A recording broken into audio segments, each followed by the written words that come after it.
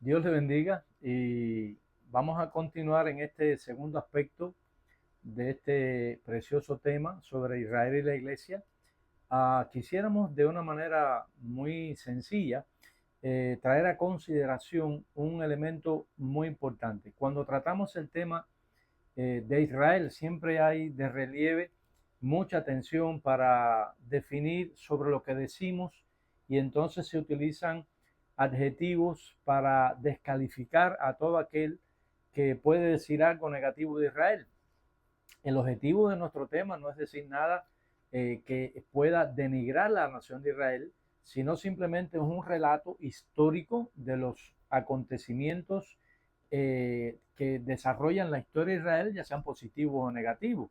Ya vimos en el tema anterior el gran propósito de Dios, su existencia por la soberanía de Dios. Nadie ha podido ir contra eso, ni los imperios de la antigüedad, ni los imperios modernos, ni las agendas globalistas. Ningún propósito siniestro de Satanás va a impedir que el propósito de Dios se cumpla sobre ellos. Pero no podemos obviar su historia, ni podemos obviar tampoco el trato de Dios con ellos, y eso no nos califica como antisemitas. Nosotros, como dijimos anteriormente, amamos a Israel como lo ama Dios, y nosotros vemos las cosas extraordinarias de la nación de Israel, pero también observamos sus grandes fallos, sus grandes equivocaciones y su gran elemento de provocación a Dios que han vivido durante muchos años. Volvemos a resumir la idea: la nación de Israel no siempre sufre por ser judío. La nación de Israel sufre a consecuencia de no aceptar el proyecto de Dios, de no sujetarse a Dios y de no estar cumpliendo los pactos de Dios. Siempre que Israel obedeció a Dios, siempre que Israel se sujetó al pacto, no hubo quien los tocara, no hubo quien los hiciera sufrir, porque Dios peleaba por ellos. Perder esa perspectiva en la nación hizo posible que se desencadenaran muchas veces juicios de Dios contra ellos, porque ellos han ido frenando el proyecto de Dios, ellos han ido de manera obstinada rechazando todo lo que Dios ha querido hacer con ellos. Vamos a poner un ejemplo y vamos a hacer un pequeño análisis en esta parte introductoria en el tiempo de hoy. Decir o hacer algo contra Israel depende de quien lo haga, porque entonces tendríamos que clasificar a Dios como antisemita. Nosotros recordamos, haciendo una breve reseña de su historia, desde el origen de la familia. Ustedes recuerdan que en la familia original, los hebreos, los 12 patriarcas, vimos algunas características. Cuando aquellos hermanos, dice que los hermanos sintieron celos por José.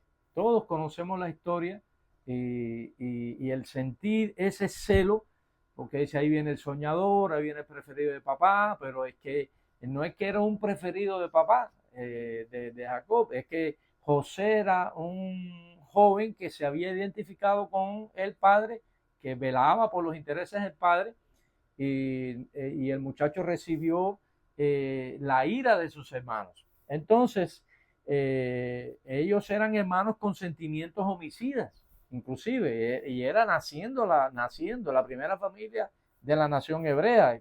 Quisieron asesinarlo. Gracias a Dios que Rubén intervino y de una manera milagrosa Dios usó a este hombre para que José no muriera a manos de sus hermanos. Si la intención era asesinarlo, que inclusive tuvieron que matar a una ovejita y entregarle los vestidos de él, la túnica que vendieron a su hermano como esclavo, con una ropa de esclavo, y del favorito de su padre fue a caer en las manos, y todos conocemos la historia de José.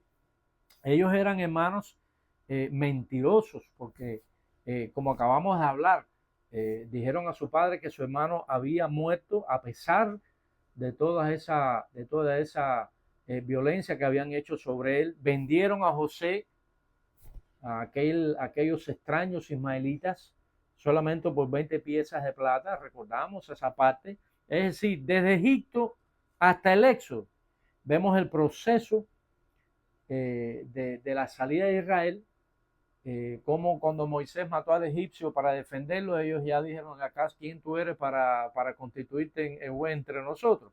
Entonces todo ese proceso de Israel en Egipto, vemos también todo aquello precioso que Dios hizo, que lo sacó con mano poderosa, pero ellos se resistían, no querían reconocer a Moisés como el líder, hasta que fue evidente por las señales que el Señor hizo.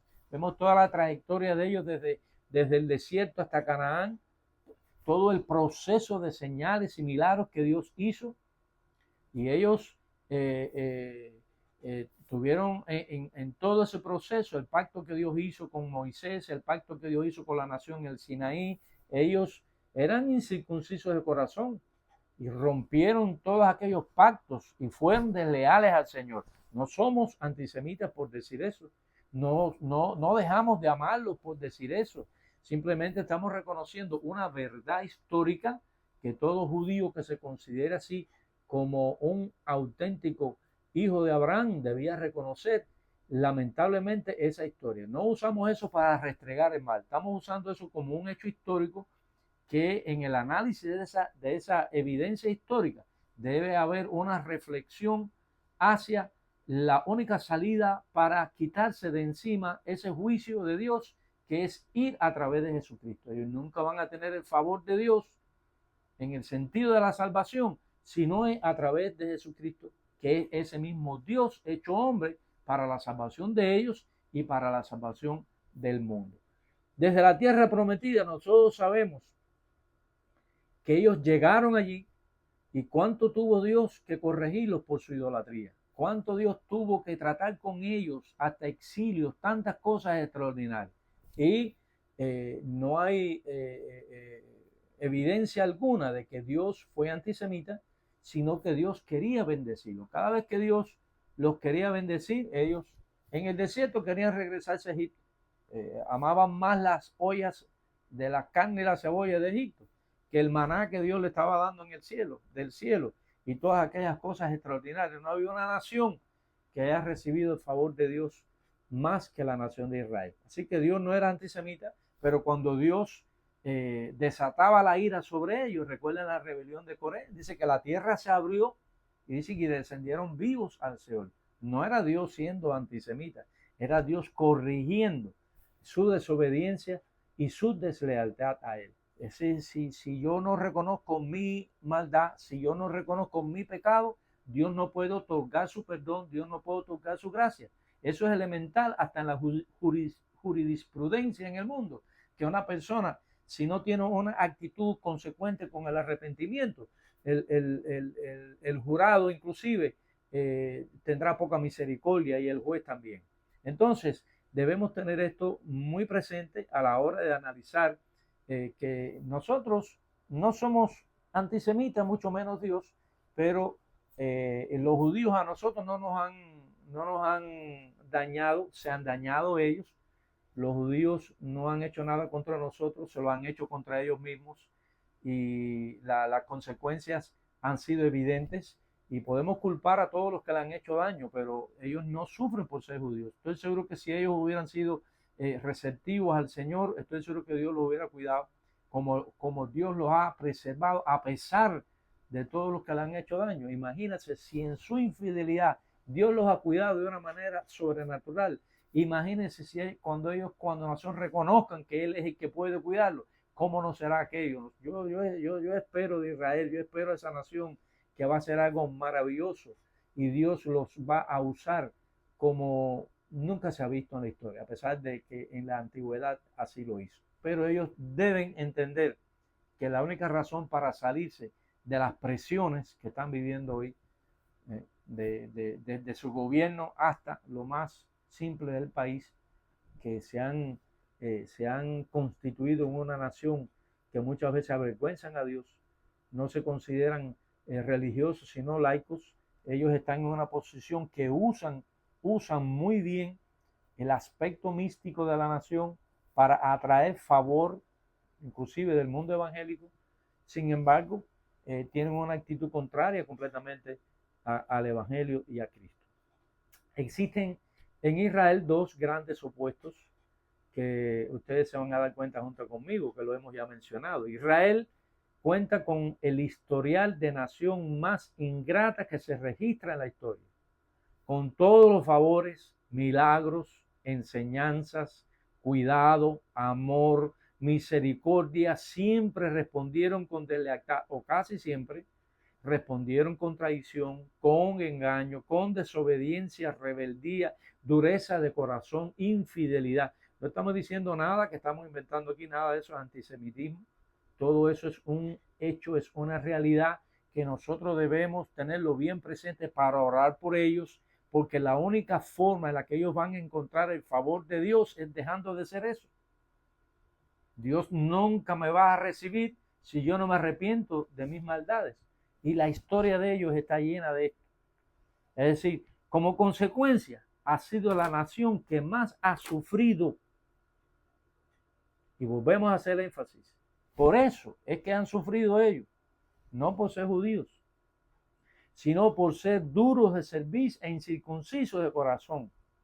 Es decir, para mantener su existencia y a pesar de su infidelidad, el castigo todavía hay un futuro para ellos. A pesar de todos los castigos, a pesar de todo el sufrimiento que ellos han tenido por su deslealtad, ellos todavía tienen futuro. Y yo oro al Señor, y la posición de un cristiano es orar al Señor, porque como nación ellos todavía tienen futuro. De ellos, los que son cristianos forman parte de la iglesia, pero es un tema que lo vamos a analizar más adelante. Entonces, este es el relato. Primero, el nacimiento de la nación. Es un nacimiento sobrenatural. La trayectoria inicial como nación desde Egipto hasta Canaán y su establecimiento en la toma de la tierra prometida, que lo lograron porque Dios cumplió su parte del pacto con Abraham cuando Dios se lo prometió. Sal a la tierra de Canaán. Y dice, a la tierra de Canaán llegó Abraham. Así como Abraham tomó aquellas tierras, Dios que se la había dado a Abraham por voluntad soberana, aquella tierra cuando no la habitaba nadie, aquella tierra dice que era un vasto terreno donde él se estableció, él no sacó a nadie de allí, no hizo ninguna guerra, excepto cuando tuvo que defender a Lot. Y esa tierra Dios se la había dado. Estaba en los anales de la historia, estaba en el registro, en el archivo de Dios, que esa tierra era de ellos, y eso no lo puede obviar nadie. No hay un organismo en las Naciones Unidas que pueda revertir un decreto de Dios. Pueden revertir los decretos humanos, los criterios humanos, si creemos que tienen derecho o no tienen derecho, si yo tengo la evidencia o no la tengo, pero al final Dios se la dio a ellos y no se la van a quitar más. En segundo supuesto, hablamos del primero, que es el historial con la nación más ingrata. Segundo, Israel cuenta con la historia más asombrosamente maravillosa, con la historia más asombrosamente grandiosa de los beneficios que jamás un pueblo ha recibido en toda la historia. Ningún pueblo puede contar estas maravillas que Dios hizo con Israel, dignas de un Dios fiel, fiel a sus pactos, fiel a los que cumplieron los pactos, a Abraham, Isaac, Jacob, a todos los patriarcas que fueron fieles.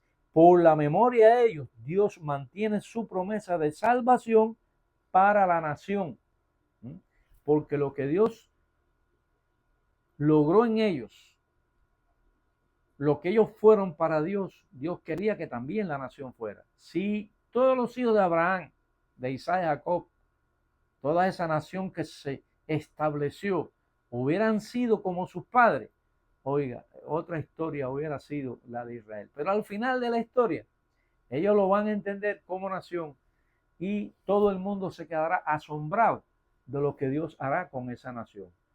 Quiere decir que este aspecto afecta en la teología muchos elementos que tienen que ver inclusive con la escatología y que nos maravilla de tanta verdad. Aún en algunos es un misterio porque no ha sido revelado, pero la palabra de Dios es la que despeja el misterio Dios no quiere que esté oculto, Dios quiere que todo el mundo lo sepa. Y esa es nuestra tarea, de poner la palabra del Señor en lo más sencillo y lo más claramente posible. Dios mantiene su promesa de salvación para con la nación. Por esta razón es que se mantienen en la historia como un faro profético. Amamos a Israel indudablemente como los ama Dios. Los amo porque Dios los ama, no por ser judíos, no por ser judíos son una raza superior, solo son una nación creada como un canal para la venida del Mesías. Ellos no son superiores a los gentiles por ser judíos. Ellos son una nación bendecida porque a través de ellos vino el Mesías, el Salvador para su nación y el Salvador para el mundo entero. De no ser por este propósito, hubieran dejado de existir como muchas naciones dejaron de serlo. La memoria de Dios a sus padres fieles los mantiene en la historia. Es lo que ellos, cuando se den cuenta, llorarán al que traspasaron, llorarán, sufrirán, sentirán la gran angustia, porque ellos entenderán que existieron en el mundo y fueron tan bendecidos precisamente porque el Mesías vino a través de ellos y porque la fidelidad de Dios hacia sus padres por haber sido fieles los mantuvo en la historia. Amo a los judíos, vuelvo a decir, como los ama Dios, por su propósito en la historia, por no ser judíos, enfatizamos, sino por el propósito de Dios a través de ellos. Muchas veces ellos se creen superiores y solo fueron pueblo de Dios en este sentido. Ellos fueron pueblo de Dios en el sentido de que eran un instrumento para que el Mesías viniera. Mire en el Antiguo Testamento y vea el trato del Señor con ellos por causa de su dureza, por causa de su provocación. Sinceramente no me sentiría orgulloso de ser judío, salvo por sentirme humildemente parte de un propósito eterno en la venida del Mesías. Yo amo a los judíos porque a través de ellos vino un Mesías que es mi Salvador. Yo tengo que agradecerle a Dios por el Mesías y tengo que agradecerle a Dios porque a través de esa nación Él pudo venir. Ese debe ser el orgullo que debe tener un judío y ese debe ser el gozo, la satisfacción y nuestra admiración a la nación judía. Israel, enfatizamos, Israel nació de un milagro, subsiste hoy como un milagro y será salvo por un milagro divino, porque precisamente este es el amor inalterable de Dios por aquellos fieles. Es decir, que a partir de Cristo, que estableció el nuevo y último pacto, muchos de los judíos en los tiempos de Cristo, a través de la historia y hoy, también son parte de este nuevo pacto y ellos también son fieles como sus padres. Todos los honores en ciencia, filosofía, tecnología, arte y subsistencia sobrenatural en la historia se debe al mismo principio y seguirá siéndolo hasta que se vuelvan al Mesías que rechazaron. Ese día yo lo espero, yo espero ese día que ellos se vuelvan al Mesías, porque no habrá título, no habrá ciencia, no habrá tecnología que supere el que ellos se vuelvan a su Salvador, que se vuelvan al Mesías. Por eso nosotros, hermanos, alabamos y glorificamos a Dios, porque cuando llegue ese día, ya la historia de Israel culminará en gloria y también la nuestra, porque terminará su historia en gloria, porque Dios cumplió completamente su propósito en ellos al levantarlos de muerte a vida, y se cumplirá también en nosotros ese propósito de Dios y será el fin de la historia en una transformación gloriosa en el retorno del Señor por los fieles judíos y por los fieles gentiles. Que los fieles judíos y los fieles gentiles, el Nuevo Testamento le da el nombre de iglesia. O sea que el concepto iglesia no divide el concepto evangelio, que lo que hacen no es dividir, sino unir a todas las naciones. Ya no hay judío, Ya no hay griego, ya no hay gentil, todos somos una familia en Cristo Jesús. Bendito sea su santo nombre. Ese es el mensaje extraordinario que nos da la palabra de Dios. Por esta razón Dios no es antisemita. Dios quiere la salvación de ellos. Y Dios los corrige y los ha corregido y los corregirá hasta que ellos lo entiendan. Y van a recibir el beneficio que a través de los padres ellos han recibido al venir el Mesías. Por eso yo no soy un antisemita. De ninguna manera posible yo soy un antisemita. Oseas capítulo 1, versículo 1 al 11. Josué 24:15 habla de la condición de Israel. En Deuteronomio 11 es una oferta de bendiciones sobrenaturales de Dios a Israel, pero todas las condicionadas, todas fueron condicionadas a su fidelidad. Versículo 1 del capítulo 11 dice, y todo el capítulo lo sentencia. La nación de Israel no permaneció en fidelidad hasta el día de hoy. Hay promesas para ellos, pero no por ellos, sino por su infidelidad, sino por la fidelidad de sus padres, como nosotros hemos hablado y hemos reiterado. Hay promesas, no por ellos, sino por la fidelidad de sus padres. Oremos por la conversión de Israel. Oremos para que ellos se vuelvan a Mesías. Ese será el cumplimiento de la promesa a sus padres y el final de la historia de redención. Este es el Evangelio. Fue el judaísmo mesiánico quien desvió a muchos judíos de la verdad del Evangelio, como hay muchos hoy llamándose judíos y son de aquí, de Centroamérica, que son de Sudamérica, de todas partes del mundo, que muchas veces no tienen nada que ver, y entonces están tratando de volver otra vez a los rituales, yéndose de las iglesias evangélicas, volviendo a los rituales, volviendo a las ceremonias, y no se dan cuenta que están, como decía Pablo a los Gálatas, de Cristo os desligasteis, los que por la gracia, por los que por la ley os justificáis, de la gracia habéis caído. Volver a los rituales antiguos te desvía del ritual mayor que fue la cruz del Calvario, que es suficiente gracia, suficiente fe, que es la expresión máxima del amor y de la gracia de nuestro Señor Jesucristo.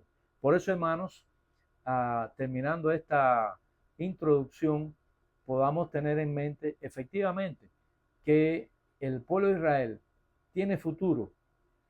El pueblo de Israel le esperan los mejores días de su historia. Por eso, Dios no es antisemita porque los haya castigado. Yo no soy antisemita porque haya mirado la historia a través de la cual Dios los disciplina y los castiga por su infidelidad.